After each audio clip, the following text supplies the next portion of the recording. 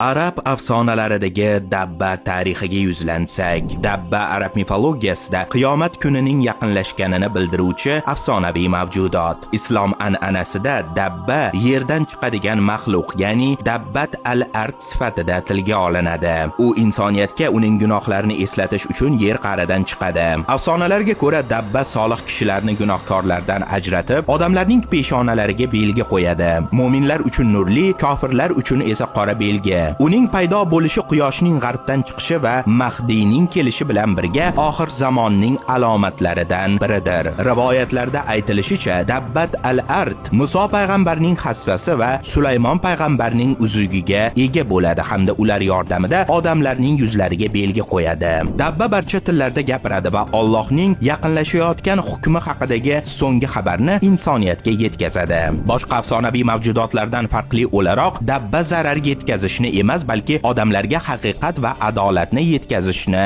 maqsad qiladi. Bu personaj arab dunyosining diniy va madaniy an'analarida muhim o'rin tutadi. Oxir zamonning muqarrarligi va tavba qilish zarurligini eslatib turadi.